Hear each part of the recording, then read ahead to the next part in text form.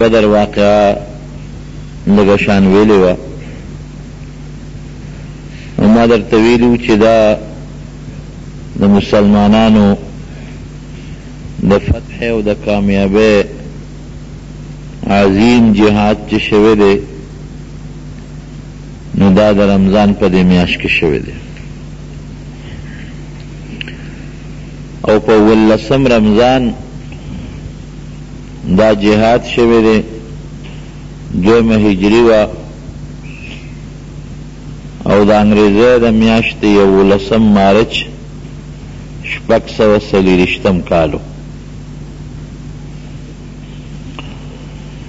میدان جنگ کې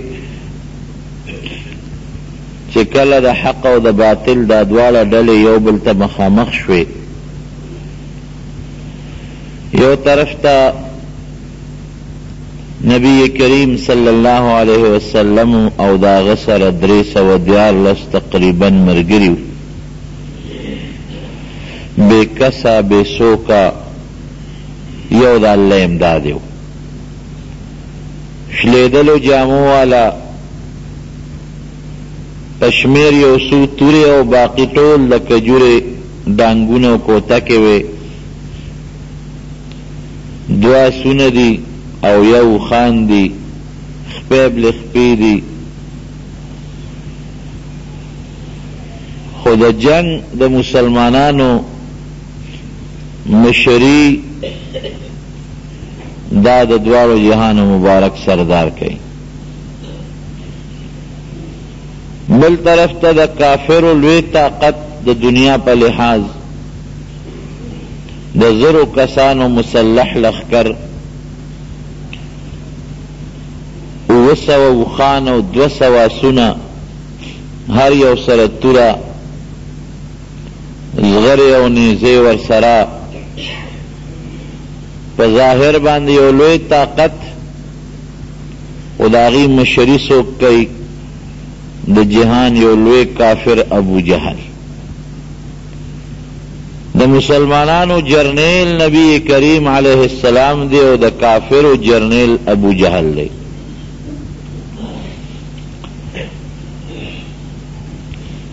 جنگ شروع کے دون مخ کے د دوالو جہان مبارک سردار چې د الله نه کوم دعا وغوښته په جړا کې ویا الله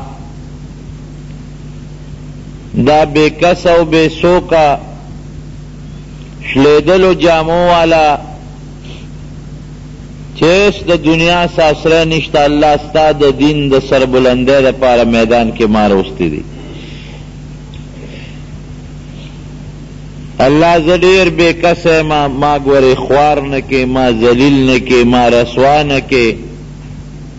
او تا چکما وعدہ ما سر کردی دا اللہ دا وعدہ سر پورا کا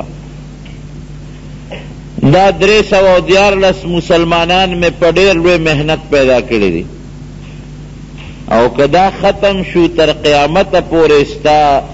نوم غشتو والا بگوری بیا سوک پاتے نشی دا میرا استیرستا خوخه د جسور سره کې ستا په دین سرونه لاس کې نیولې دي او ځان قربانولو ته تیار ولاړ دي دغه د مسلمانانو لښکر ودرېد نبی علیہ السلام په خپل مبارک لاس باندې صفونه برابرې یو چوکا ور سره دا او پاغې داسې راښکل کوي بالکل کشف نه کوي او د مسلمانانو د لښکر صفونه په برابرۍ دا چوکه د یو صحابي په خېټه راښکلی شوه چې راښکلی شوه نو هغه زر د صف نه راووت وي د الله رسوله زه دې خوږ کړمه وی ما خو د چوکه راښکله ما خو قصدن ستا خېټه نه راوالی وی نه خوږ دې کړم وی بدل رانا والا نبی علیہ السلام مبارک فرمائی بدل رانا والا اگا صحابی ورطوی دا اللہ رسولا تا چه زما خیٹا پا دا چوکو والا خو بربنده وا استا پا دے خیٹا مبارک خو صادر دے زر نبی علیہ السلام ورطا صادر اچت دا سے خکل پیغمبر صحابه حیران دي چې ته د خپل پیغمبر نه بدل اخلي الله بنده هسې کې او بیا په بربنډه خېټه ته بدل اخلي ایمان دې پې راوړی دی مونږ خو د نه سرونه قربانو او ته بدل ته اخلي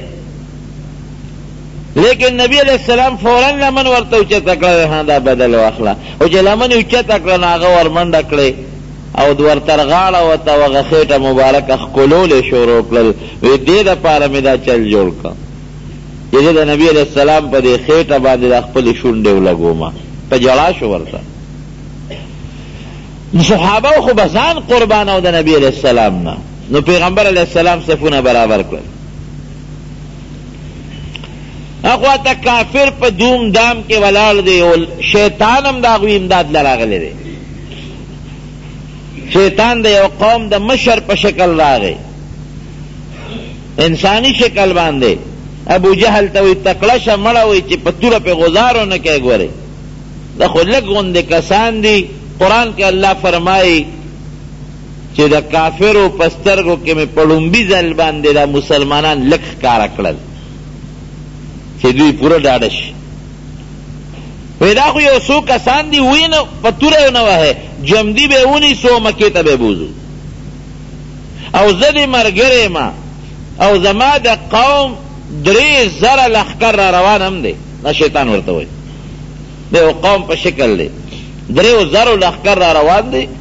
هغه هم در سره ملګري دي او زه دې ملګری مسلمانانو چې وکتل نو هغې وی چې مونږ خو ډېر لږ یو 314 ظاهر طاقت هم نشته تورې هم نشته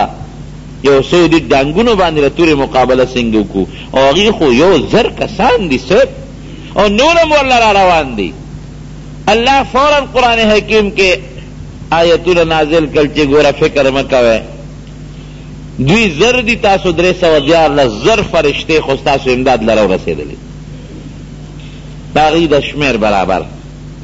او که دغه 3,000 کسان هغې له رالل نو د 3,000 فرشتو لښکر نور هم تیار ولاړ دی او که یو بل پراپیګانډه چا کړی وه چې 15,000 نور کافرو له را روان دي وی که 15,000 هغې له نور رالل د 50,000 فرشتو لښکر بیا در سره تیار دی هېڅ فکر چې ونه کړي امداد اصل الله وی زما په لاس کې دی فرشتے راله د فرشتو لښکر را کوش مسلمانانو خو نه لیدلی خو شیطان پیژندلی چې دا جبریل دی راغی علیه السلام چې کله ولیده چې دا خو جبریل علیه السلام راغی نو شیطان د ابو جهل نه لاس راخ کوي اشنا څه کوې وی انی ارا ما لا ترا وی زه هغه اینم چې تاسو یې نه یې ورمخکې مې کړی او ستاسو پوهېږي او قسم پوهېږي او لاس یې ترې راخ که وتښتېد شیطان خو پیژنده چې هغه ته لاړ هغه سره ملګري هم لاړل خو انساني شکل کې دغه ځای کې په ابوجهل دې هیبت غوندې راغی بهر کې چې صفونه یو بل سره مخامخ شو د جنگ طریقه به دا وه چې لاول به کبډي کېده خو د لاسو خپو کبډي به نه وه د تورو کبډي به وه مبارزه به یې ورته وې یو به د کافرو نه راووته یو د مسلمان نه 2 په 2 به وجنګېدل چې څوک به وجني نو عتبه له خو ابوجهل پیغور ورکړی و که نه وی ته د جنګ نه ځکه شا کې چې ستا زوی ابو حذیفه د مسلمانانو په ډله کې دی عتبه وی ښه وی ودرېږه اوس به پته ولګي چې څوک نر دی نو صاحب میدان ته راووت رو ته یې اواز وکړو شیبه راوځه زوی ته یې اواز وکړو ولیده راوځه 3 واړه ووتل 2 وروڼه دي او دواړه د مکې سرداران دي لوی د مال خاوندان یو یې زوی دی عربو کې اوس هم دا چل شته دی چې هغې کې عصبیت قومیت دا ډېر زیات مضبوط دی او بهادر خلک دي ډېر بهادر خلک تر ننه پورې ته فلسطین ته وګوره که نه لاس په لاس او په لینده د ټوپک او د ګولۍ او د توپې مقابله کوي یا د افغانستان والاو نه تپوس وکړئ دوی سره په دې جنګ کې چې کوم عرب به جنګېدل د روس د هغه مضبوط لښکر مقابله کې تاسو تپوس وکړئ چې دا څومره بهادر قوم هغه وخت نه دا بهادري پرته وه پکې نو عتبه فورا ووت رور یې مویسته او زوی یې مویسته تو یې واغېشتې وی ټوپی راوړه ټوپی په سر نه پوره کېده سر یې غټو نو په رومال یې ځان له سر وتړو او په دې سینې د شترمرغ وزر یې لګولې وې د بهادرۍ نه او چې څنګه د مسلمانانو لښکر ته ورنږدې شو من یبارز څوک به مونږ ته میدان ته مقابلې له روځي 3 کسان د انصارو میدان ته ووتل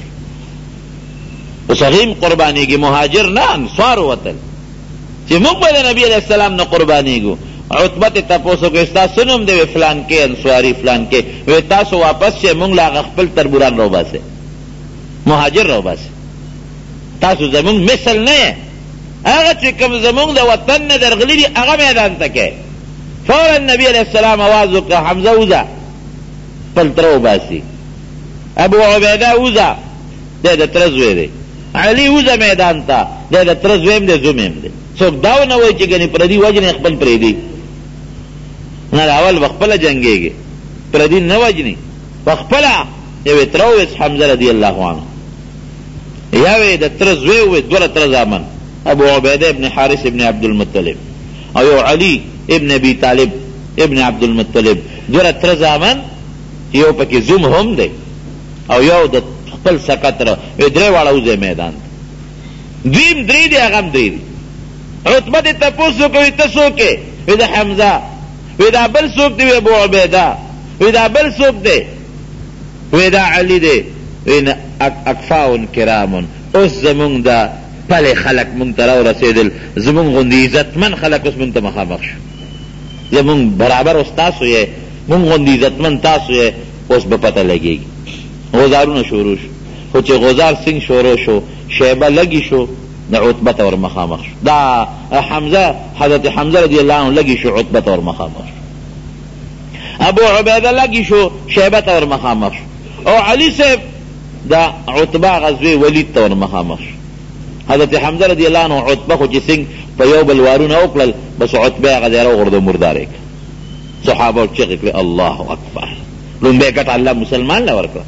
د کافر لوی سردار یې راوپرځو. علي صاحب چوچو توره اوچته کړله، د ولید سره په مخامخ شو، ولید یې چپکه لاندې وغورځو مردار یې کړ، هغه له هم الله ګټه ورکړه. او دا بل صحابي چې دی دی د شیبه سره و، نو شیبه لګي شو، دی یې زخمي کړ. بیا علي صاحب او حمزه لګي شو، دریم کافر یې مړ کړ. کافران خو درې واړه الله مردار کړل سرداران، دا په کافرو بل روب پرېوت چې زمونږ هغه د پریس او د جرګې او د قوم هغه لوی مشر عتبه هم لاړ مردار شو، شیبه هم ورسېده، او هغه زوی ولید هم لاړ مردار شو. او هلته علي صاحب بچ او توره لاس کې نیولې ده، الله اکبر. حضرت حمزه رضی الله عنه هم دی، او دا بل زخمی شو، د نبی علیہ السلام د تره دا زوی ابو عبیده رضی الله عنه دوی چت که او پیغمبر علیہ السلام له یوړو، الله رسوله هغه درې واړه کافر خو الله جهنم ته ورسول، مونږ خدای بچ کړو، دی زخمی شو، هغه سخت زخمی و. پیغمبر علیہ السلام ته وایي چې الله رسوله زه خو مرم سخت ولګېدم، الله به جنت را کی کرا به نه کی. وی جنت خو دې ستا ځای انشاءالله الله به تعالی عظیم جنت ته شهادت سره نصیب کی. مقصد د صحابه خو جنت دی کنه. دا لومبۍ مبارزه وه، دې کې الله مسلمان له بری ورکړ. حضرت عبدالرحمن ابن عوف رضی الله عنه فرمایي وی زه ولاړم، یو خوا مې وکتل یو ماشوم را سره ولاړ دی، ماشوم لکه نوجوان، بالغ دی نه چې نابالغ جنګ له به نه ځي، او بل طرف ته را سره یو بل هلک ولاړ دی. وی هلک بخاري شریف کې حدیث دی، وی دی هغه مې داسې یو کخ غوندې وکړه چې افسوس د دوو هلکانو په دا منځ کې ما که دا زبدي په ځای مضبوط ځوانان وی نو څه خبره وه، جنګ کې خو سړی په ملګري ډاډي. وی دی کې هغه یو هلک را باندې داسې نوکاره غوندې ولګوله، وی چې مې وکتل داسې کړه سر مې ښکته کړ. وی کاکاجي ابو جهل پیژنې؟ وی ما ورته وی چې او ته پې څه کې؟ وی یاره ما اورېدلي چې زمونږ د پیغمبر علیه السلام پرې ډېرې سپکې وی، او که نن ما دې ولیده نو یا به زه مخکې مرم یا به دې مخکې مري، خو خوا کې مې در سره رور ولاړ دی دې مه پېژوه، خو چې کله دې ولید دا خبیث ما ته ووایه پټ. وی هرور یې را باندې نوکاره ولګوله. ما ته وی کاکاجي ابو جهل پیژنې؟ وی ما ورته ته پې څه کې؟ ویره زمونږ د ښکلي پیغمبر پسې ډېرې بدې ردې وی، او نن که دې ما ته وخو نو بس که زه مخکې یم زه به مرم یا به دې مري، خو دې ورور ته مې غږ مه کوه ما ته به یې ښې. وی داسې مې زړه خوشحاله شو چې شکر دی الله چې د داسې ځوانانو په دا منځ کې. وی دې کې ابو جهل اوس تاویږي او په اس باندې سور دی او دا خپل صفونه برابروي. وی مې چې هغه په اس سور وینې دغه ابو جهل دی. وی دواړو لکه د باز غوندې په حمله وکړه، ورغړې وال، او چې غړې وال ابو جهل یې ووو او د اس نه یې راوغورځو مردار یې کړ. بل سردار م اللہ مردار کی شیطان. او دی کی دا یو کس چی دا یو رور دا پسی دا ابو جہل زید عکرمہ رضی اللہ عنہ آغا وقتی خلا کافر دا رسول اللہ مسلمان کا اور پسی جو پلا لاسے ہوا او دی پاگی کم گور جنگی دا لاس تے زولن دی جنگی گی اخیر کی دی لاس با دی خپکی خود دان نے چک ورکا لرے کا او بیا ہم جنگی گی. ایمان کو عجیبہ شہر ہے گا انتم الاعلون ان کنتم مؤمنین. قرآن کے اللہ فرمائی یا رکستا پا دے ذلک پا اللہ محکم ایمان را گئے کلک ایمان ستچ ایمان وی نستانا سپر طاقت بل نشتا ونن زمان مسلمان کیا ایمان نشتا گئے من فرے سوچ کیو جہاد لزو بچی بس سکی کمڑشو بچی بس سکی خز بس سکی مال بس سکی کور بس سکی دا بس سکی گی سبن کی مڑ بشم. اللہ اکبر. نو ایتا مرگ نخلاصی دیشی سب اینما کنتم یدرککم الموت ولو کنتم فی بروج مشیدہ. اللہ فرمائی ہر زے کے یہ ہر زے کے مرگ نخلاصی دینش کتب یو مضبوط محل کے ولی نیناس یو مضبوط محل کے ناستے بیا ہم نے مرگ نشی خلاصی مرگ لخوا مخرا روان مر خدای اس دا ایمان پکار ایمان پس پکار دا پکار دے کہ سڑے دا ہوئی چی دا مالا کم وقت مقرر دے پاگی بمرب نمی بدماش وجلی شی نمی دا دنیا بل طاقت وجلی شی دخبل ٹیم نمخ کے او نمی دشمن وجلی شی او نمی گولا وجلی شی کلچ میں مقرر شوینو بس آغا دا ہر سنچ ایمان با اللہ مرگ را کئی دا ایمان دا دیر اگرانا خبرن دا ایمان دے اللہ من کی پیدا کی. بزدلی پا خپلا ختمہ نمی من بزدل یو بزدل من یریگو دا کار کمیو کو مل بشو حلکا خوچ کم دل اللہ دل سر و دماغ در کردی خپل اسباب و نکار باخلے بینیٹے بنور گڑے بینیٹے کو ور گڑ شنو پاگی ببیر اللہ نسی ولا تلقو بی ایدیکم الا التحلقہ دا بنوے چے چت نا دانگم زگورم زمان مقرر دا مل بشم نا سر و دماغ استر کے اللہ در کردی بینیٹے بنا گڑے گی تو خپل اختیار بتدا سے نکے او کدا سے دل بے اختیار درز راغی نو بس مقرر دا خبر خلاص تاسو ډیر خلق اولی دل پالکانا کې پزوانه کې پخپل کټ کې مړ شو دا چا په ګولې مړکل نه هندستان مړ کا امریکا مړکل ډیر ځوانان په لار رواني دا هارت اٹیک راغی دا فلان کې بیماری رااله دا فلان کې بیماری رااله سو په کټ کې سو په هسپتال کې سو په لار کې سو یو دې سو بل دا امریکا مړکل کدا يهودو کو برتانیې مړکل دا لازم غوډل چې بس مرګ بلاغوی دلاسه نه دغه مضبوط یقین دغه مضبوط او کلک ایمان په دې خبره چې الله مالک کما روز مقرر کړی دا یو سکند داغه نه مخ کې والشته او یو سکند داغه نه رسو والشته دغه صحابه کې دغه ایمانو کلک. جنگ شروع شو جناب هغه امیه چې هغه ابو جهل 13 جمعه مې درته ویلو په دوکرا واست هغه چې کله پوه شو چې دا خو زمرموس بسقم نو هغه یو صحابي سره د عبدالرحمن رضی الله عنه سره تعلقاتو هغه ته ویروره ما بچ کا وی څه چل در سره وکم وی بس ما بچ کا وی خراده نبی علیہ السلام نه رسوم نو کاغله مې رسول خو بچ کېږي او کاغله مې نه رسول شو نو مړې وی شاب راځه را دانګه ما پسې راځه نو یو دیر یو زویر دواړه په اس باندې سواری دی او دا صحابي ته مخ کړي چې نبی علیہ السلام دې رسوم ابا ولا امن ورکی حضرت بلال رضی اللہ عنہ اولید دا امیاغا کسو چې بلال دا غلامو او حضرت بلال به دا چې ایمان راوړنو په شګو به سملاو او په سینه به ولا درنې درنې تیږي خودلې دا بلال رضی اللہ عنہ ته چې سزاګانې ملاوېدلې د امیه دلته دا غلام عمره پکی به ورته پړې واچو راخ کبه او شګو باندې به سملو غنو باندې به راخ ک بیا حضرت ابوبکر صدیق رضی الله عنه په بیا واغشته وزاده نو بلال رضی الله عنه چوکت چې دا خو زماغه سابقه سردار دی دی بدبخت خو مال ډېر لوی سزاګات را کړې دي او دا خو ک نبی علیہ السلام لورسید خو دې بچ کیږي نو چې لا نجاوت ان نجا امیہ خلق ګورې هغه امیہ دې ک بچ شنو زما بیا خلاصي نشته اسنه دل په ګوت بیا چې تور نشو څه ظلم برا سره کوي بچ صحابه وتاو قتل هو واقعینو ورپسې اسونه ور واچو نو د اس درونو منډه نشو والده کې چې دوه په سوارو نو چې کله دا صحابه ورته نږدې شو نو د زوی له لته ورکړه اس نه وغورځاو چې زوی مړ خیر دی خدا خو ګوره چا په سر نه راغلی که ډېرې میندې دواګانې کوي که نه خدای ما خیر دی مړه کې خو د ما دا بچې بچ کې وی خدای دا مرګ وی ما له راولې خو د ما دا یا بوډا چغې والې که نه خدای دا مرګ ما له راولې خو دا بچې مې بچ اسرائیل علیه السلام ورپسې راغی وی څه کوې ټیم دی پوره دی وی روغ و رنځور پېژنې او که نه پېژنې ناجوړ راغلی ورالې ما پس دا پې راغلی نی چې کله پې راشي نو بیا دا نشته چې مرګ مال راولې او پلان کې بچ کې خپل زوی له الله ته ورکړه ښکته یې وغورځاو چې اس به مې سپک شي او دا صحابه به زما د زوی په دې مرګ شي نو زه به ترې بچ شم لیکن چې هغې کله مړ که صحابه نو ده پسې شو چې ده پسې شو نو دا عبدالرحمن رضی الله عنه چغه ورکړه څوک هم راورسېدل وی د اس نه دانګه د اس نه ټوپ کړه د عبدالرحمن صاحب پې ورغې د پاسه پې سمدست وی دله ما امن ورکړی دی وی میدان جنگ کې امن ممن نشته پاسه ته دې نه پرېږدو خو هغه د جهان ونو شیطان دی حضرت بلال باندې خو ده نخرې کړی دي اوس ایله زمونږ ګوتو له راغې تی مونږ نه بچ کې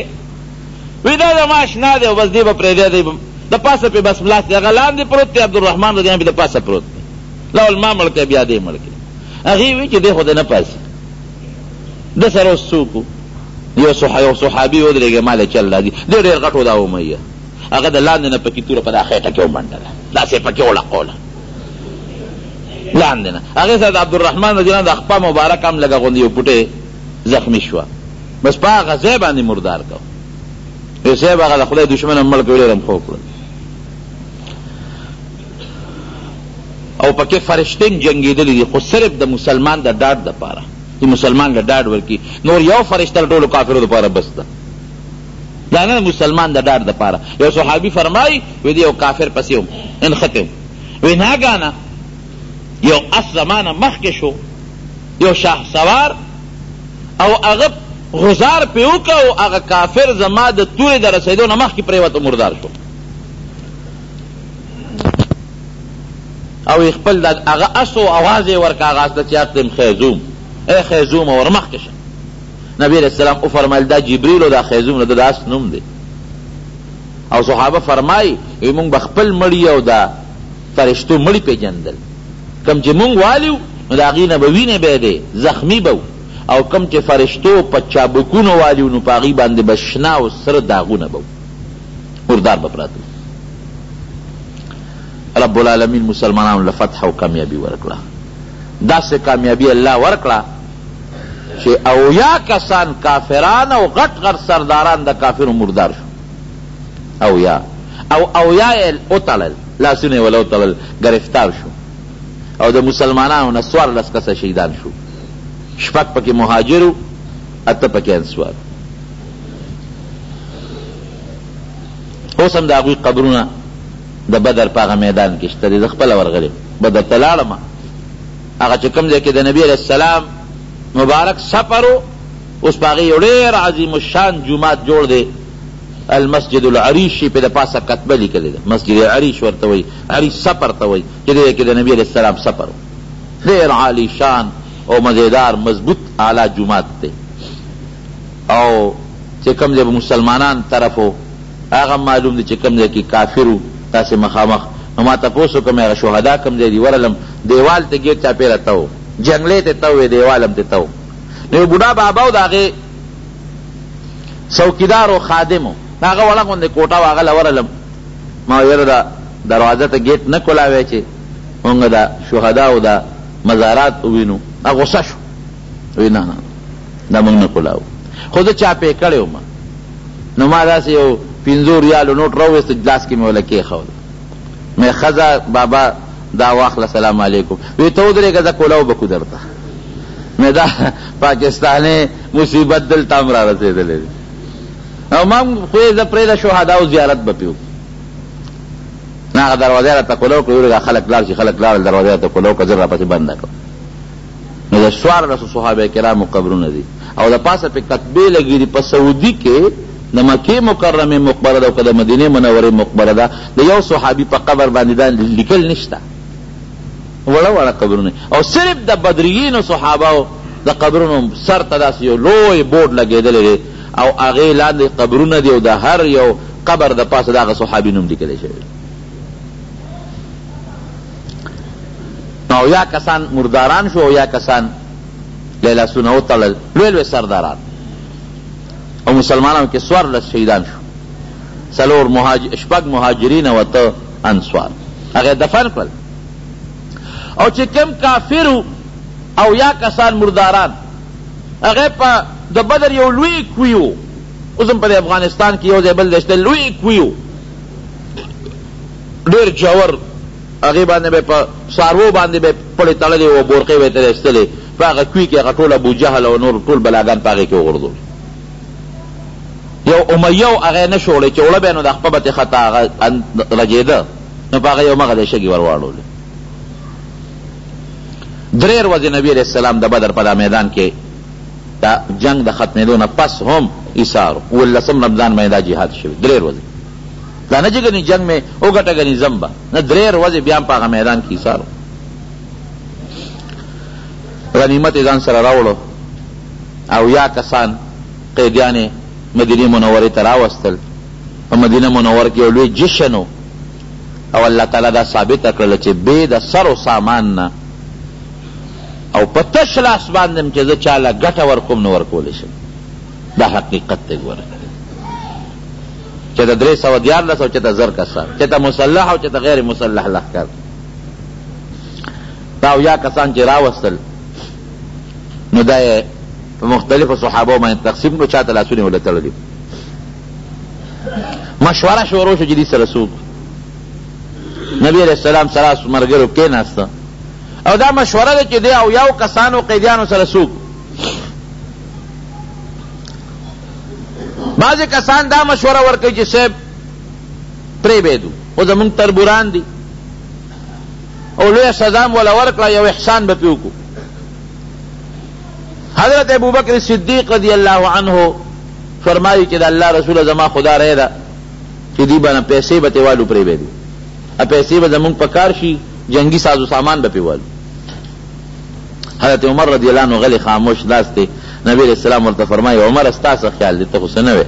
وی صاحب زما خو یو مشوره ده خو که منې؟ وی ته خبره خو وکړه که نه، که ستا نور ملګري مې په هغې کې او اکثریت ستا په رای باندې وي ډېره ښه نه. څه مشوره ده؟ وی زه خو وایم چې دا ټول وجل په کار دی. او داسې به یې نه وجنو صاحب، هر یو صحابي به خپل رشته دار وجني. وی صاحب زما ورکې ماما دی، زه به دا خپل ماما حلال کړم. او ستا پکې صاحب یو تره دی عباس، یو دی پکې زوم دی ابوالعاص، ته به دا خپل تره او دا زوم مړه کړې. وی دا ابوبکر صدیق پکې زوی دی، دی به دا خپل زوی مړ کړي. دا علي پکې رور دی عقیل، دی به دا خپل رور مړ کړي. هر یو کس به خپل رشته دار وجني. دا واجبه معرکه وکړه. حضرت ابوبکر صدیق رضی الله عنه دا زوی دی عبدالرحمن، دغه جنگ کې لا دی مسلمان نه دی، روته تور الاشلنګ ورکړه، یو په یو راغی. وی من یبارز، څوک زما میدان له به راوځي مقابلې له. حضرت ابوبکر صدیق آواز وپېژند چې دا خو مې د زوی آواز دی. وی دا څوک دی؟ وی دا ستا زوی دی. تور له کړس ورکړه میدان ته، وی درلم خپل زوی له پلار مقابلې له وځي. الله د پاره بیا دا نشته چې دا مې پلار دی، دا مې زوی دی، دا مې رور، دا مې تربور دی. وی درلم. نبی علیہ السلام وی څه چل دی؟ وی د ابوبکر صدیق زوی دی او دا د دې ورغې د مټه کلک راونی ته به نه ور بل څوک دی ورشي. حضرت عمر فاروق رضی الله عنه دا اعلان وکړ چې زما خو دغه رای ده چې له چا کم رشته دار دی هغه به هغه وجني. وی عمر ډېره سخته فیصله دی وکړه. وی زما خو دغه رای ده. خیر اکثریت صحابو دا فیصله وکړه چې پیسې به تېوالو پرېږدي. نو بیا چې پیسې ته غشتلې نو عباس رضی الله عنه د نبی علیہ السلام خطره دی او ته وی چې د الله رسول تا ته خو پته چې د مسلمان کافرو په زور روستی ما. وی د دغې نه دی د پټې نه دی یو الله خبر، خو ظاهر کې مونږ کافرو سره نیولې او چې څنګه الله د نور هغه به ستا وي. د مدینې شریفې انصارو وی چې مونږ خو د عباس نه فدیه نه الو، دا زمونږ خورایې دی. وی نه، انصاف دا دی چې د بل نه الی زما له تره نه به سر کې اخلی. وی کاکا جي ته به ډبل فدیه ورکې. وی ولې؟ وستا رواره دی عقیل غریب دی هغه سره نشته د هغه به حساب هم ورکړي خپله به هم ورکړي وی ما سره تا ته پته نشته چې زه غریب یم ما سره څه نشته رشته در سره وي نشته غریب یم وی ته چې د کوره راوتې نو تا خپلې ښځې ته ونه ام الفضل ته چې ښځې دا بټوه والې او بټوه دې وله ورکړه او تا ورته وی که جمدې رالم خو رابې کې او که مړ شوم نو په کار به دې شي وی زما دې قسم په خدای وي چې د رښتوني پیغمبر وی د دې بټوې نه یو زه خبر یو مې ته ښځه خبر ته ته الله خبر کړې معلومېږي دا چې د خدای رښتونی پیغمبر ابوالعاص ته وایي تم فدیه راکوه خپل زوم دی او په تا یو شرط بل هم اږدم زما لور ده او ستا په نکاح کې د هغه وخت کې د مسلمان او د کافر په منځ کې د نکاح د حرمت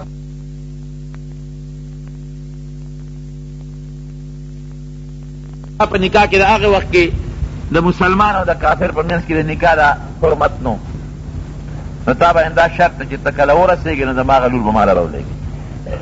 اوس یې تا سره نکاح نه کېږي نکاح حرامه ده اوس تا سره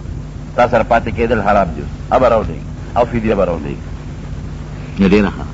نو دوی سوال جوابونه وکړل مکې مکرمې ته نو مکه مکرمه کې خو لوی غوغا وه جړا وه ځکه لوی لوی سرداران یې مردار شوي د هر یو قیدي پسې پیسې راغلې چا پسې چې به پیسې راغلې دا فلان کې قیدي پیسې وې ده په مخه دې ښه دا فلان کې قیدي وې ده په مخه دې ښه د ابوالعاص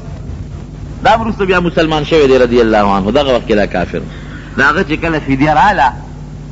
او پیغمبر علیه السلام ته مخکې کېدله وی دا صاحب د ابوالعاص فدیه ده نو چې داسې ورته وکتل نو نبي علیه السلام په جړا شو ډېر یې وجړل هغې ونه کړه صحابه دي د الله رسوله ما اخلته که نه وی نه اخلم خو خامخه وی صاحب دا ودې جړل ولې وی زما لور ماله یو اشاره راولېږله دا فدیه خو مې لور راولېږله هغه بیبي ده وی کله چې زما لور ودېدله نو زما بیبي حضرت خدیجې رضی الله عنها چې دا د نبي صاحب ډېره خوښه وه او مشره بیبي هم وه هغې د خپلې غاړې نه یو امیل وویسته او دې لور ته یې په غاړه کې اچولی نو زما لور هغه امیل پکې ایښودی دی رالېږلی دی چې بابا زما د خاوند نه فدیه غواړې نو هغه امیل چې ما له خپلې مور راکړی دی هغه پکې واله نو ما چې د امیل ته وکتل نو ما ته د خدیجې او زما د لور هغه مینه را یاده شوه نو ما له ځکه جړه راغله نو که ستاسو خوښئ صحابه ورته وایي دا نوره فدیه د ابوالعاص به قبوله کړو د امیل به ورته واپس کړو دا هغې سره د خپلې مور یاد دی هغه مور هغه یاد دی ورسره صحابه وایي الله رسول ټوله ورته واپس کړو ټوله نه یو امیل به ورته واپس کړو هغه فدیه ترې واخېستی او کافر چې څومره دي هغه یې پرېښودل هغې کې اکثر الله بیا مسلمانان کړل دې چې ورسېد ابوالعاص رضی الله عنه نو دغه د نبي علیه السلام لور را رخصت کړه راوستله بیا دې وروسته یو سفر کې روانو مسلمانان ونیوه چې کله مسلمانان ونیوه مدینې منورې ته یې راوسته نو چې دې را نږدې شو نو د منډه کړې هغوی نو تښتېده نو چا نه تپوس وکړه زینب کوم کور دی د نبي علیه السلام لور یې یادوله خپله زړه بیبي چا ورته هغه کور یې دی نو هغې کره ورننوت هغې ته ما له امن راکړه مړ مې نه کړي هغې زر دروازه بنده کړه نو پیغمبر علیه السلام ته خو پته ولګېده نو دا لور واله نبي علیه السلام ته وایي بابا یو خبره ته کوم وی وایه لورې څه وې وی که یو ښځه چا له امن ورکړي نو تاسو هغه له امن ورکوئ ټول اول د مسلې تپوس کوي وی او لورې ما بلکل چې ښځه چا له امن ورکړي مونږ هغه له امن ورکوو مونږ ستا ابوالعاص له امن ورکړی دی هغه له مونږ امن ورکړی دی نو بیا نبی علیه السلام راوغوښته وی دا ستا له امن دی زه مکې مکرمې ته مکې مکرمې ته راغی د خلکو ورسره امانتونه و قرضونه و هغې خلکو له ورکړل نو واپس راغی مدینې منورې ته وی د الله رسول هغه وخت مې ایمان تړه شوی خو ما سره د کافرو پیسې پرتې ایمان او دیانت خو په دې خلکو کې دغه هغه پیسې مې واپس کړې اوس رالم بیا الله مسلمان کړه نو نبي علیه السلام ورته خپله لور زینب رضی الله عنها بیا واپس په نکاح کړه دا د حق او د باطل لوی جهاد لوی جنگ په دې رمضان کې په 18 رمضان شوی دی او رب العالمین مسلمانانو له فتح ورکړه او دا هغه فتح او هغه کامیابی رب العالمین مسلمان له ورکړه چې تر ننه پورې تاریخ حیران دی چې دا دومره کامیابی مسلمان ته څنګه ملو شوی د کافرو تاریخ حیران. خو لوی سبب هغه دا و چې د صحابه کرامو د الله سره مضبوط ربط، په الله مضبوط ایمان او یقین. او لوی خبره دا ده چې جرنیل یې څوک و؟ نبی کریم صلی الله علیه وسلم، چې د کم قوم سپسالار او جرنیل د دواړو جهانو سرداری ابه کم دی کې ناکام شي. هر جهاد کې الله مسلمان له بری ورکړي. د مړو خبرې پکې نشته، مړي خو کله یو نه زیات کې کله بل نه کې. میدان کې چاو ګټه ګټه راغله ده، یو ځای کې به څوک ثابت نه کړي چې مسلمان میدان پرېښی دی. احد کې ټیک کړه مسلمانانو نه مړي زیات شوي دي، شهیدان زیات دي، خو میدان مسلمان ګټلی دی، تښتېدلی کافر دی. چېرته نبي علیه السلام تېښته نه ده کړې، نه چې د صحابه کرامو تېښته کړې، داسې تېښته چې میدان دی پرېښي او هغه میدان کافرو ګټلی. کافرو ته چې ته میدان نه دی ګټلی. نو جهاد دا زمونږ په اسلامي فرایضو کې یو فریضه ده، په مسلمان فرض ده. خو ما تېره جمعه درته ویلي چې د جهاد دپاره اصول او قواعد شته. جهاد چې کېږي هغه به د اصولو لاندې کېږي، د قواعدو لاندې به کېږي، بې نېټې به نه ورګډېږي. چې کافر دې ولید په دې لاره کې ورګډ شو، بس سر دې ووایو چې بس دا خو کافر دی او ما مړ کړ. نه، یو مسلمان مرتد شي او د هغه متعلقه مسلمانان اعلان وکړي چې دا واجب قتل دې مړی کې، نو بیا ټیک ده، بیا ته مجاهد یې تیوالی شي. لیکن د هندوستان یا مثلا د امریکې یا د برطانیې یا د روس یا د بل ملک کم خلک چې دلته په پاسپورټ راشي، دا پاسپورټ د امن نامه ده، دا د امن یو کتاب دی. ستا سربراه هغه له امن ورکړه چې ته زما پاکستان ته راځه، ته په امن یې، دې نشي وجلی. یا مستقل دلته یو مسلمان اوسېږي، یو کافر اوسېږي او هغه ستا دین پسې بد، ستا پیغمبر پسې کنځل، ستا قرآن پسې کنځل نه کوي، خپل عبادت یې خپل کار کوي، ستا دین نه چېړي، هغه ته هم په غږ نشي کولی. ذمي ورته وایي، دې ورته عقلیت والا وایي.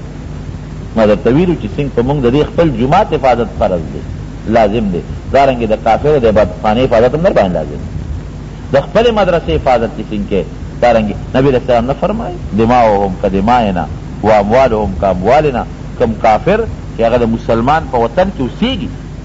او مسلمان ته وایي زه به خپل عبادت کوم، ته خپل قوم ما ته به غږ نه کوې، وایي د دې وینې زمونږ د وینې په شان دي، د دې مال زمونږ د مال په شان دي. نبي علیه السلام فرمایي. او که ته داسې کوې، دلته هندوستاني وینې او ته یې وجنې، او دلته کې بل وینې او ته یې وجنې، امریکې والا او برطانیې والا به زه کافره به زه وجنم، نو هغوی به ستا مسلمان بیا هلته کې چېرته درېږي. سره دوی عبادت خانه روانې، هغوی به ستا عبادت خانه روانه. هر څیز دپاره خپل اصول شته، خپل طریقه کار شته، خپل قواعد شته. لکه ما ویلو د مونځ یو خپله قاعده ده، طریقه ده. یو رکعت کې 2 سجدې دي، یو پکې رکوع ده. نو که ته پکې 3 سجدې کې یا 2 رکوعګانې کې، سسټم دې ټول خراب شو. نو ماښام 3 رکعته دي، که ته 4 کې یو دې زیات که وخت زیات ولګو، ځان دې زیات وکړو، ثواب په ځای ګناه به دې وشي. دارنګې د هر یو څیز یو خپل طریقه کار دی، یو خپل اصول دي. خدا به درته ووایم چې نن زمونږ چې څومره مسلمانان دي او د مسلمانانو څومره حکمرانان دي، دا جهاد نشي کولی. ولې نشي کولی جهاد؟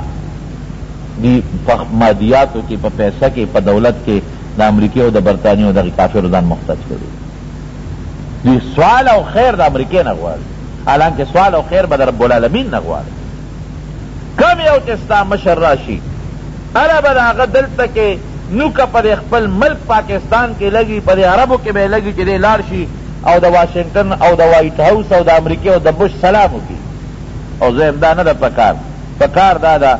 یو مسلمان د یو ملک سربراه شي چې دی لاړ شي د بیت الله او د الله د رسول د مدینې منورې سلام. دی په لومبۍ ورځ ځان امریکې ته وسپاري، الله وایي زه او د امریکې بچی به. دی په لومبۍ ورځ ځان بش ته او بل ته او بل ته وسپاري، الله وایي هم د دغې خلکو بچی به. دی مرعوب، دی مرعوب. یو فحاشي ډېره ده. کم قوم چې فحاشي کوي، نبی علیہ السلام فرمایي د هغه د زړه نه رب العالمین هغه د بهادرۍ جذبه وباسي، د هغې په زړونو کې د شجاعت او د بهادرۍ جذبه بیانې ختم شي. زمونږ قوم امریکې فحاش د فحاش، کم چې د فحاشۍ سامان دی هغه ورته په 1 روپۍ ورکوي او ورته په ارزان قیمت ورکوي، او بغیر ټیکس نه ورته ورکوي. او کم چې ستا اصلي ضرورت دی فحاشي پکې نشته، هغه ټیکسونو کې تاته ملاوي. قسم قسم طریقو باندې مسلمان نه غیرت وباسي، بهادري وباسي. ښځې درته په دې کوڅو کې دا تاسو د انجیوز ولري نه په دا کوڅو کې دا ښځې درته خورې کړي څوک صابون خرڅوه څوک شیمپو خرڅوه څوک څه کوه څوک څه کوه دا افسنې او دا پلینکو چې ډکې ډکې ګرځي او کله چا داسې په دغه باندې د ښځو په دغه باندې سکولونه او کالجونه او دا قصې پسې کولاو کړی ماشومانو له هغه غلط تربیت ورکول عیسایانو درته سکولونه کالجونه کولاو کړل تاسو خپله بچي هغې کې داخله وی هغې ورته هلته کې د هغې لیکچر ورکوي یهودیانو درته خپل سکولونه کولاو کړي دي ستا په ملک کې د هغوی سټیشنې چلېږي په ریډیو باندې باقاعده لګیا دي خپل پرچارونه کوي دا زمونږ بېحسي ده بېحسي دا د مسلمان بېحسي ده او دغه نتیجه ده لکه چې تاسو صحیح نه افغانستان یې هړپ کړ ورپسې عراق هړپ کړ اوس تاسو اخباراتو کې وینئ وایي شام ته وایي تا باندې پابندی لګو اوس شام پسې نښتې دی او پاکستان هم دلته کې دغه ورکوي هلته کې په انډیا کې ورته یهود راوستل اسرائیل راوستل ډیری کړل ورته دا سرحد غیر محفوظ شو هغه سرحد غیر محفوظ شو دلته کې د هغې جنټان لګیا دي پرېږدي خو نه دا به نه وی چې ګنې یاره پاکستان دی او نمبر به پاکستان دی بس هر یو په دې خوشحاله چې د ما نمبر دا سعودي کې تاسو نه څومره فساد یې شروع کړی دا ټول د دغې کافرو ظالمانو فساد دی یعنې سعودي ته بارود رسېدل سعودي کې دوه کسه خبرو ته څوک نه پرېږدي هغې ته بارود رسېدل او هغې ته دا بمونه رسول دا بغیر د دې ظالمانو نه دي نه خالي نه ده چې هغه وطن هم په امن نه پرېږدي که الله تعالی امریکا تباه و برباد کړي او دا به نه وی چې دا ګیرو والا دي زماړه بس ختم به کړي یاره دا مولیان دي ختم به کړي نه نه نه تاسو تاریخ وګورئ قسم په خدای که نوې مسلمان ورې پرېږدي تاسو ورشئ په بوسنیا کې وګورئ ما مخکې ورځو کې یو رساله کتله بوسنیا کې یو کس یې په دې مړ کوي ته څوک یې وایي زه مسلمان یم په دې یې مړ کړی صرف په دې دعوه چې زه مسلمان یم او بیا ورته وایي ته څنګه مسلمان یې کلمه درځي وی نه مونځ درځي وی نه تاله د ذکر و اسکار درځي وی نه ته بیا څنګه مسلمان یې وی یاره ما اورېدلي دا دی چې زما اووم نیکه مسلمان تېر شوی دی نو کم یو سړی چې په بوسنیا کې دا دعوه کوي چې زما اووم نیکه مسلمان دی ځکه زه مسلمان یم هم نه پرېږدي وجنی بیا به د نسل هم څوک پرې نه دي بیا به د نوسې او کوابیم څوک پرې نه دي اوس نه ګورې دا ځان کې یو دغه پیدا کول پکار دی دا پکې نشته چې دا مولا دی دا ټیک ته هغه مولا او هغه شیخ او هغه نیک ابه مخکې مري او ته به ورپسې په دویم نمبر کې مري خو چې صرف دا به هم نه وی چې زه به د امریکې ایجنټ یم زه وبچم دا خپل ایجنټ به وروسته پخپله وجني ورشه وګورئ په عراق کې چې کوم ایجنټانو عراق یې پې تباه کړه هغه خپل ایجنټان یې ورپسې مړه کړل وایي دا چې د خپل ملک او د خپل دین او اسلام دپاره ایجنټي کوي نو دی به په ما سبا ور ایجنټي نه کوي دا د امریکې خپل منصوبه ده او د هغې لاندې لګیا دی خو افسوس شکر دی په دې یو څیز باندې زړه خوشحاله چې زموږ مسلمانانو کې غیرت او ایمان شته دی خو مشرانو کې نشته مشران چې څومره دي بې حسه دي بې خونده دي اتحاد نشته اتفاق نشته یکجهتي نشته یعنې چې دا وی که نه نو نن مسلمان سره څه کمی دی بهر کیف رب العالمین دی زمونږ د ټولو مسلمانانو امداد وکړي خصوصا امریکا او برطانیه چې دا د مسلمان ازلي دشمن دی رب العالمین دی په خپل قهر تباه و برباد او کم از کم دا یو مهرباني وکړي دا چې څومره دلته کې دا انجیوز والا لګیا دي او دا خپل میشن دوی کوي د هغې نه دا خپل بچي دغه سکولونو کې مداخله وی دا ترې وساتئ خپلې زنانه د بې حیایۍ نه وساتئ د دغې تنظیمونو نه خپلې لونو خپلې خویندې ساتئ د ایمان هم دی او دا غیرت هم دی او دا پښتو هم ښه جناب اخیري بله خبره دا کوم چې الحمدلله د رمضان روجې خو ډېرې ښې روانې دي او ډېرې مزېدارې روانې دي په دې اخري لسو شپو کې یو اهم عبادت دی چې هغې ته اعتکاف وایي او هغه اعتکاف هر جماعت کې پکار دی سنت علی الکفایه دی جماعت کې به یو کس خامخا اعتکاف کوي او که یو کس هم په جماعت کې اعتکاف ونه که د ټول کندي والا د خلکو غاړه د طرف د سنتو بنده شوه بلکې فقها وایي که یو کس د کندي نه تیاریږي نو په اجرت په پیسو څوک ونیسي خو کښېنه وی چې هغه د کندي غاړه پې خلاصه شي یو قسم کافی دی که 2 کینی 3 کینی 4 کینی او اعتکاف ته په 6مه روژه کېناستېدل پکار دی نو نن زمونږ غالبا 19مه روژه ده سبا زمونږ 6مه روژه ده نو سار له اعتکاف ته کېناستېدل پکار دی څه وخت به کینی د نور پرېوتو نه مخکې چې داسې وخت کې دی کینی چې انور پې په جومات کې پرېوځي. ښه خو دا ده چې جومات کې یو ځای ځان ته مختص کړي، دا پرده ځان ته تو کړي، که پرده نه وي پروا نشته. دا پرده صرف دې دپاره چې سړی بعضې وخت کې وده شي چې چا ته ښکارېږي نه یا څوک وله راځي نه، نور پرده تعول پکې څه لازم او څه شرط نه دی. بیت الله شریف کې او په مدینه منوره کې خلک هم دغسې په دروال ته خو پردې نه شي تاولی. نو که پرده دې تو کړه نو پرده ښه ده، یو سنت هم ده، ځکه نبي علیه السلام به ځان ته پرده تاوله. نو پرده ځان ته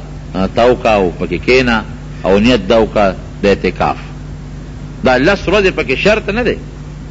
بعضې خلک داسې کوي سادهګانې که دین نه نی خبر، دین نه نی خبر، نه هغې څه چلو کي هغې په 19 کښېني. یاره وي هسې نه وروسته را باندې کمې نه شي. ساده ده خدای د خپل پیغمبر د طریقې نه نی خبر. نبی علیہ السلام چې اعتکاف کړی د رمضان په روجو کې، نو ما تاسو ته ویلي چې 9 کاله د رمضان روجې نیولې دي. مخکې د رمضان روجې نه وې، فرض نورې روجې وې. د رمضان چې فرض شوې 9 کاله یې نیولې دي، نو په دې کې 9 کاله یو کم 10 او 2 کاله 10. نو دغه 9 کاله چې نبی علیہ السلام کوم اعتکاف کړی دی نو هغه 9 ورځې. نو د خپل پیغمبر تابعداري کې خو هغه دغسې ده. که په 9 په یو کم 10 میاشت ختمه شو نو اعتکاف به دې 9 ورځې شي، او که په 10 باندې میاشت ختمه شو نو اعتکاف به دې 10 ورځې شي. او که ته وایې زه احتیاط کوم یو ورځ مخکې کښېنم، نو احتیاطاً به دې روژه مخکې نیولې وکړه. روژه فرض ده، فرض ادې د ګل دروازې نیولې ده. د هغې نه اعتکاف چې شروع کېږي نو د خالي پر ورځ شروع کېږي. یو ورځ مخکې اعتکاف ته کښېني. د پیغمبر خلاف دی وکړو. د چا خلاف وشو؟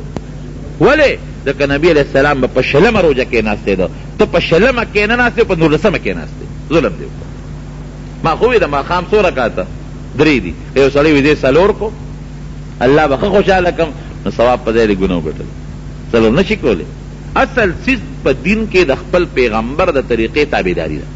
بس زیات او کم نه. د خپل پیغمبر د طریقې تابعداري ده، دا دین دی. بس د پیغمبر د طریقې دغه تابعداري ده چې نبی علیہ السلام به په 20 کښېناستی ده، ته به په 20 کښېنې، صحابه به په 20 کښېنول، ته هم په 20. که میاشتې یو کم 10 شو که 10 شو. ښځې ګورې احتیاط وکړئ په اعتکاف کې. اوس د خو زنانه ډېرې تیاري وي، مونږ اعتکاف کوو، شوق کې اعتکاف ته حجرې میانځ ته ورسېږي نو بعضې پکې بیا تښتي. بیا خو مونږ له مسلې راشي که نه. اعتکاف نه پاسېدم، څوک پکې بیا غواله شي، او څوک پکې میخېله شي، او څوک پکې صاحبه د کور کار کوي، او دا تپوسونه زنانه کوي چې اعتکاف کې خو زما څوک شته دی نه، نو زه پکې غواله شم او که به نه لشم، او بوتاوه به غواله کوم او که به نه کوم. زما خو څوک شته نه، نو که دا لوګان نه له ماشومه راوړو دی د اعتکاف په هغه ځای کې سپینومه نو څنګه وي، که کټوی وله پرې کومه څنګه وي، غوښه نو ما بس دا خو ډېر اسانه اعتکاف شو. بیا خو به ډرایور وي که زه پکې ښار ته دا ګاډې بوځم او که پکې نه راولم، که دا به پکې څنګه. دا قصې پسې په اعتکاف کې نشته. زنانه ډېر احتیاط وکړي، خصوصا زنانه ډېر احتیاط په دې وکړي چې د هغې بعضې وخت کې زنانو باندې خپل بیماري راشي، داسې ورځې پکې راشي، نو هغې کې بیا لوی مصیبت کې جنجال کې مبتلا کېږي. یوازې اعتکاف خو داسې نه دی که نه چې ته بس کېناستی او نه خیر دی، مه کوه اعتکاف، اسې الله راضي کا، تلاوت وکړه، ذکر و اذکار وکړه. نو زنانه په دې کې ګوره ډېر احتیاط وکړي. اعتکاف کې به خالص د رب العالمین عبادت کې زیاتی و پکې ګپې شپې نه لګې، لوګان او باټینګان پرې کول پکې نشته، او نه پکې غواله بوتاوې شته، او نه پکې ګډې شته. که دغه قصې پیسې وي اعتکاف ته څه فرض واجب خو نه دی. د الله د رضا کول لپاره یو بهترین عمل دی. که پوره فارغ زنانه نو هغې دې وکړي، او که پوره فارغ نه ورته دا هم پته چې یاره په دې دا 10 ورځې د زنانه محفوظې ورځې دي، او څه بیماري هم راتلو نی، نو بیا کېدی نی، او که نه داسې نی نو نه دي کېني زنانه. او نارینه چې کېني نو زیات وخت به د اعتکاف په ځای کې کېني. که دې داسې نور توضیح لږ ساعت نو وتی شي، ښه کوم چې د طبعي ضرورت دی د هغې دپاره د جومات نه وتی شي. طبعي ضرورت لکه قضای جت شو، رکوټ او دسمات لوی دسمات شو، دې وتی شي، دا طبعي ضرورت. او چې کوم شرعي ضرورت دی هغې له به وځي، خو هله به وځي چې نیت پکې وکړي. لکه مثلا یو جومات کې د جمعې مونځ نه کېږي، دې به نیت وکړي د فلانکي جومات ته به جمعې منځله ځم، بیا تلی شي. یا مثلا یو طالب دی پکې نیت وکړي فلانکي استاد نه به سبق ویم، یا یو استاد دی مدرس دی پکې نیت وکړي فلانکي ځای کې به زه ځم اول ته به شاګردانو ته سبق ښیم، بیا خیر نیت پکې د شرعي عذر دپاره. او که نیت یې نه کړي بیا به شرعي عذر لا هم نه وځي. او طبعی عذر هغې ته وي چې سړی ته خلاصېږي نه، لکه رکوټ اودس ماتې، لوی اودس ماتې، یا مثلا سړی به لوی اودس ماتې کې مبتلا شي، جومات کې لمبلو ځای نه بار ته وځي، دا بیا خیر. جنازو له به نه دي په اعتکاف کې، زمونږ د وطن جنازو سره و اعتکاف خرابېږي. دا خو چې لاړې نو هلته کې وایي فلان کې را روان دی، ورېږه صبر وکړه فلان کې راځي، ورېږه مخ یې ګورو، په لاره به سره شرکه څه خبرې کوي، چې واپس راځي بیا سره خلک خبرې کوي، د مریض تپوس له وغیره دی، بالکل قطعا اعتکاف نه نوځي. دا پکې نشته. ګورې پر اوس کال پکې دا چلم شو، ما ته وروسته بیا د اختر نه پس چا ووی، یو کس اعتکاف ته ناستو او ګونګې اچولې، ګونګې پېژنې خبرې نه کولې، بالکل خاموش ناستو، که چا بل ډوډۍ کېښود هم یې اشارې کولې، او که څوک بلارل خبره نو په جب په خولې لاس کېښود چې ما سره به خبرې نه کوې. مې دا ګورې ګناه ده، ګونګې به نه اچې په اعتکاف کې، خبرې پکې ضرورت کولی شي، اوبه غوښتې شي، چای غوښتې شي، بل ته خبرې کولی شي ضرورت، خو بې ضرورته ګپ شپ په پکې نه لګې. دا بعضې هلکان اعتکاف ته کښېني، بیا دا ملګري ورله راځي ورسره په جومات کې ګپې شپې لګوي. دا حقیقت درته یم، دا ماته پته ده. بیا دا ملګري ورله راځي ورسره د شپې هم ګپې شپې لګوي، د ورځې هم ورسره ګپې شپې لګوي، ځان دې غرق کړه. ثواب په ځای ګناه دی وکړه، اعتکاف دې فاسد کړه، نو بیا به 10 ورځې روجې نیسي، بیا به پکې اعتکاف کوې. نو احتیاط نه لغوندې کار واخلئ، بې احتیاطه کار مه کوئ. اعتکاف داسې مثال دی لکه یو سړی راشي او د یو خان درد کې کښېني دروازه کې چې ما له څه شی راکړه، نو که هغه ډېر شومه مي، خو چې ته ورته دروازه ونیسې نو خامخا څه شی به درکړي. نو الله خو شوم نه دی، الله نه سخي ذات بل څوک نشته. دا داسې مثال لکه چې تا الله ته دروازه ونیوله چې الله ته درته ناست یم، خو دا 10 ورځې یا 9 ورځې ما دا کور او بچي او ښځه ورسه پرېښودل، یو هجرت مې وکړه د خپل کور نه جومات. دا هم د هجرت یو مثال دی. او دا بعضې خلک اعتکاف له په دې خیال کښېني چې زه به دا یو حاجت مې دی نو اعتکاف ته کښېنم چې د ما الله تعالی هغه حاجت پوره کړي، یا زه به د الله نه دنیا وغواړم، پیسې به ترې وغواړم، رزق به ترې وغواړم. ټیک ده، په دې سوالونه الله خوشحالېږي، خو د اعتکاف مرکزي مقصد دا دی چې ته الله ته ځان لشې او الله خوشحاله کړې. لوی مقصد دا دی ګورې چې زه الله ته لږ ځان لشم او الله خوشحاله کړم. باقي که پکې کم سوال کې ما خو اصل مسلمان سوال رب العالمین قبلی. انشاءالله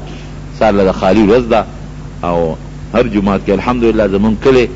مولوي صاحب د الله تعالی زمونږ د مولوي صاحب د الله په قبر انوار نازل کړي، د هغه لا یو څو برکت دي، دا به تاسو ټول منئ. یو اعتکاف چې هغه به دې له ډېر زور ورکو، یو د شوال د رکوټ اختر 6 روجې، صلات التسبیح، الحمدلله زمونږ تورنګزی او دا ګردونوا علاقې دا په دې عبادتونو باندې آبادې دي. الله دې مونږ له د صحیح روجو نیولو توفیق راکړي او الله دې مونږ له د عبادت توفیق هم نصیب کړي. دا د زنانو متعلق تپوس یې کړی، نو دا مانه ځان له بیا تپوس وکړو.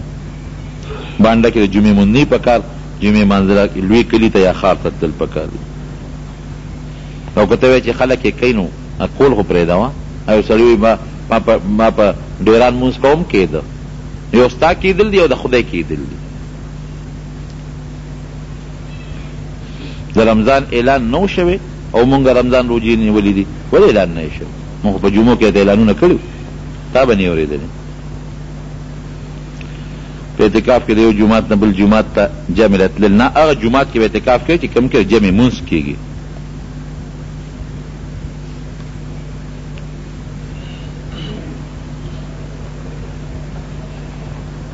دی وایي چې ځان د نوم بدلول غواړم او بالکل نوم لا یو اثر وي، ښه نوم کې ښودل پکار دي. هغه نوم ځان لکه بدل کا که بدلی چې کوم د پیغمبر نومي یا د صحابو نومي، خشته ښکلي نوم ځان له بدل کا، که نوم دې خراب وي نو هله دې دعا غواړي الله تعالی دې د ده دعا هم قبوله کړي او دې وایي د اصلاح خبرې خدای زموږ د ټولو ستوکي سره دې ملګري، الله دې موږ ټول د دین په لار باندې روان کړي. په دې په اعتکاف کې نه دا زیات اعتکاف کې بې ځایه نوکان اغوښتل او مخکې نه سړی د خپل نوکان مکان دا برابر کړي، خپل سنت ته برابر کړي. لیکن که یو سړی په اعتکاف کې سنت اخلي او بار ته نه ځي او که څوک ورله راشي یا په خپله کټ کوي نو خیر دی، جواز شته. دعا وکړئ رب العالمین په موږ باندې رحم وکړي، د آفاتو بلیاتو مصایب و مشکلاتو غمونو نه محفوظ وساتئ. اب الله دعا وکړي چې په کومه ځمکه د دنیا په کوم ګوټ کې مجاهدین جهاد کې الله ته کامیاب کې، الله ته مدد وکړي، الله چې څومره مسلمانان دي تاغوی له کامیابی نصیبه کې، څومره کافران دي الله موږ لومبی سوال د هغوی د هدایت کو، الله ټول کافران مسلمانان کې، او که اسلام په قسمت کې نی ازلی کافر دي په خپل قهر تباہ و برباد کې. یا الله د ټول مسلمانانو اتفاق او اتحاد نصیب کې. الله که څوک بیمارای ته ول شفا ورکې، الله قرضداران د قرضونو نه خلاص کې، الله چې چاته پریشانې دي پریشانونو نه خلاص کې، الله چاته مصیبتونو دي مصیبتونو نه خلاص کې، الله که چا میاس کې روانې دي او دشمنی دی پر هغو باندې بدله کې. یا الله زمونږ د دین حفاظت وکړي، الله زمونږ د ایمان حفاظت وکړي، الله زمونږ د بدن حفاظت وکړي، الله زمونږ د اموالو حفاظت وکړي، الله زمونږ د بچو حفاظت وکړي، الله زمونږ د عبادتونو حفاظت وکړي، الله زمونږ د ملک او د وطن حفاظت وکړي، الله د ټول مسلمانانو حفاظت وکړي. رب العالمین زمونږ زنانه چې څومره دي په هغې د حیا او د پردې څادر واچوي، د فحاشۍ نه او دغه نه مو الله محفوظ وساتئ. الله زمونږ په زړونو کې دیانت واچوي، د بدیاتۍ نه محفوظ وساتئ. څومره مردگان چې وفات شوي دعا وکړه چې الله تعالی ټول مغفرت نصیب کړي. الله زمونږ ستاسو ټول مشران وبخي، څوک چې جمدي دي رب العالمین د هغې د هدایت او د اسلام زندګي نصیب کړي. آخر وخت الله زمونږ په خولې دا کلمه نصیب کړي، لا اله الا الله محمد